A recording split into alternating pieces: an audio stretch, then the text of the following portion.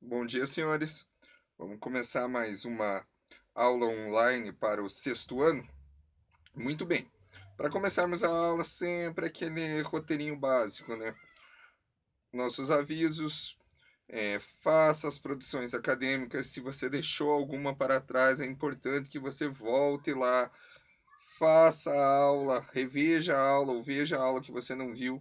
Faça a produção acadêmica, comenta lá com o professor. Ah, professor, não entendi tal coisa.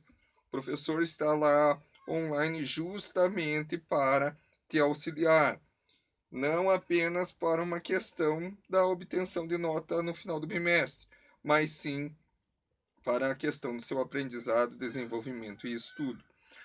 É importante que você faça todas as atividades para o seu desenvolvimento e estudo, e também por essa questão que está se aproximando, no caso, já semana que vem, a nossa atividade avaliativa do bimestre. Na aula anterior, não na aula online, sim na aula ao vivo online que você teve com o professor Diego. Você do sexto ano, tanto da manhã como da tarde, teve aula online lá ao vivo com o professor Diego. Nós começamos a revisão final lá da nossa do nosso conteúdo da apostila, justamente porque estamos próximos da nossa avaliação. Você viu comigo então a questão do atletismo. Mas antes de falar sobre o atletismo, os saltos lá e o handebol, você tinha que compreender a questão do esporte na escola e o esporte da escola. Que esporte na escola é aquele esporte como competição, com que ele é seletivo para os melhores praticarem, os mais desenvolvidos. É uma visão para vencer. O esporte da escola é aquele esporte em que é uma aula visando o desenvolvimento da criança, do jogador, do atleta, de um modo pedagógico, adaptando regras para a participação de todos.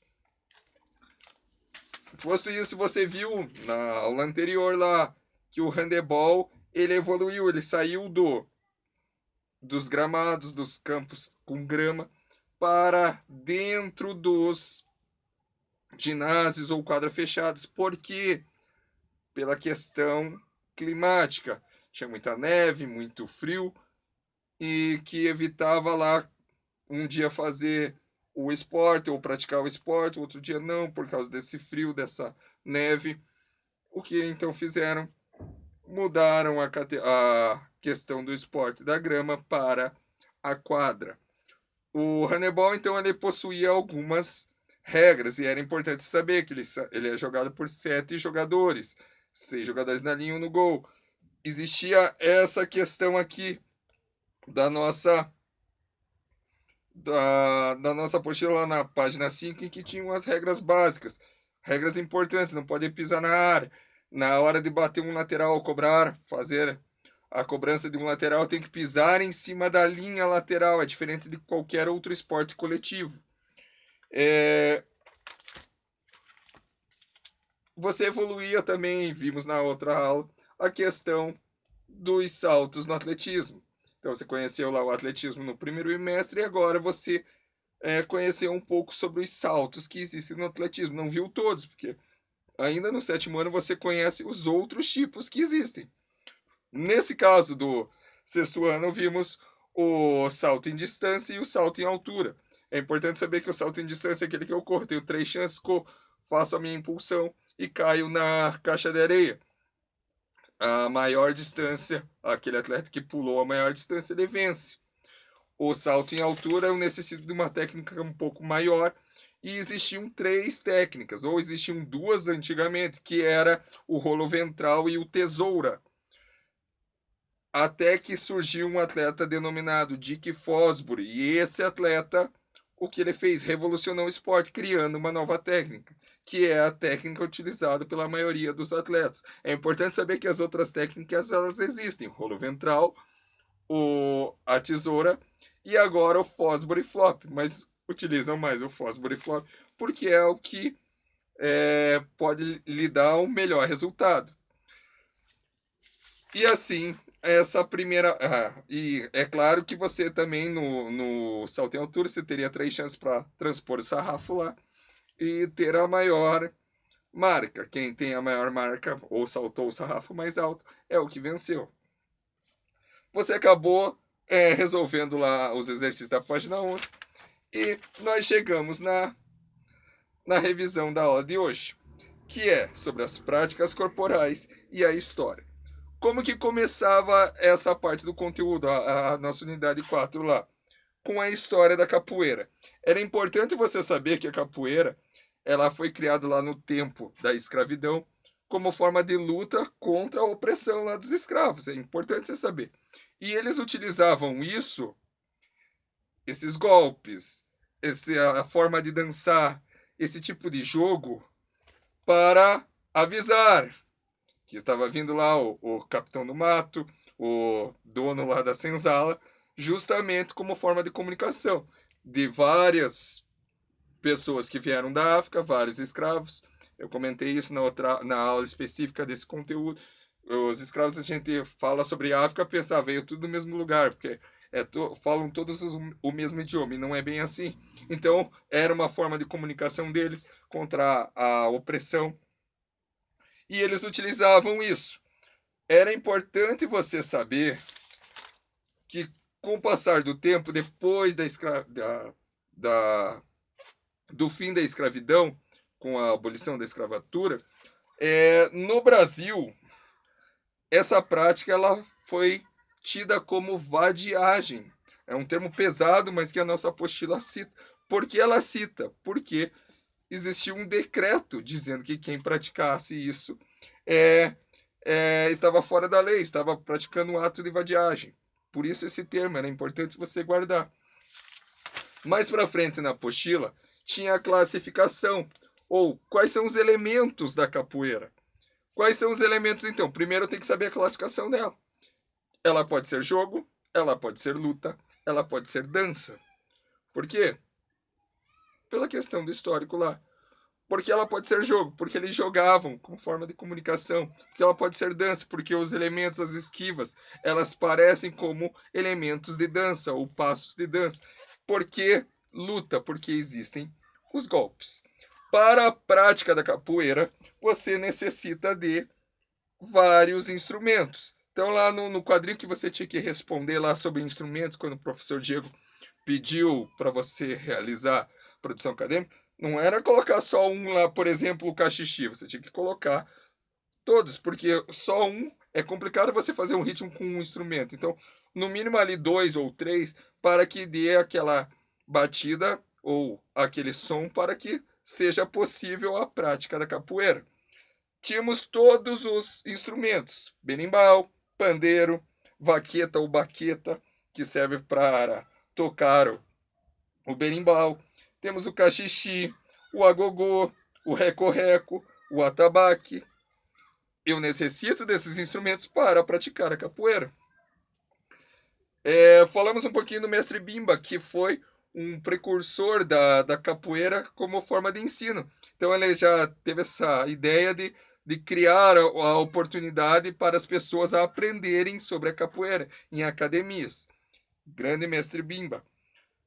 A capoeira hoje é interessante ou importantíssimo você saber que ela é considerado patrimônio cultural da humanidade e do Brasil. Do Brasil. Ela é um patrimônio genuinamente brasileiro ou brasileiro. Seguindo, você fez lá o quadrinho que eu já citei e chegava na história da ginástica artística. Você conheceu o universo ginástico e daí agora você adentrou mais a fundo, entendendo sobre a ginástica artística, que da forma que a capoeira era considerada vadiagem, a ginástica artística na antiguidade era considerada pela igreja como impura. Correto? Lá no nosso quadradinho rosa ou roxo ele dizia isso. No século XIX, essa ginástica era apresentada em ruas como forma de ginástica circense, malabarismos e coisas do gênero. Mais à frente, ela foi considerada ginástica competitiva. E o fato mais importante da ginástica artística é que ela, com outros 3 esportes, então ela é um dos 4 esportes que estão nas Olimpíadas ou em todos os Jogos Olímpicos, desde a organização lá do Barão de Coubertin para os Jogos Olímpicos modernos. Isso é importantíssimo. Por isso que daí tem essa questão do nomezinho lá, ginástica artística ou ginástica olímpica, que é o que diz lá o nosso quadrinho verde. Entendendo mais ou adentrando mais lá no tema de ginástica artística, nós sabemos que ela é dividida em masculino e feminino. O atleta ele faz uma apresentação e aquele que tem a nota mais alta dessa apresentação, ele vence a competição. As apresentações elas podem ser utilizando ou em várias categorias, com vários aparelhos. Temos os aparelhos no masculino: solo, cavalo com alças, barra fixa, barras paralelas, argolas e mesa de salto. É importante saber que no masculino e no feminino só 2 são iguais, que são aqueles 2 primeiros lá, o solo e a mesa de salto no feminino. Lembrando que o feminino ainda temos trave de equilíbrio e paralelas assimétricas. As atividades do solo e da mesa de salto, elas existem tanto no feminino como no masculino, com apenas uma diferencinha, ou uma diferença pequena, que é o correto, que no solo, no masculino não tem música, no feminino existe música para auxiliar ali nos movimentos, ou na coreografia. Por fim, no nosso conteúdo, temos um quadrado específico sobre um atleta. E o professor Diego pediu para que você guardasse o nome desse atleta e lesse esse texto, que é Nadia Comaneci.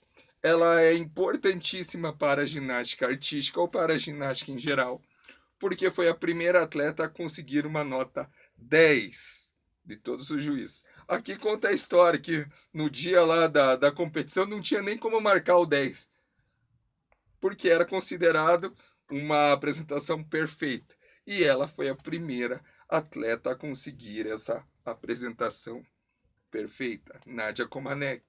Ela é tão importante para a ginástica como Dick Fosbury é importante para o salto em altura, se a gente for comparar.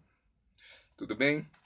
Essa foi uma revisão geral que fizemos do nosso conteúdo do segundo bimestre. Para quê? Para que você possa fazer de forma simples a nossa atividade, que é na semana que vem, nossa atividade avaliativa.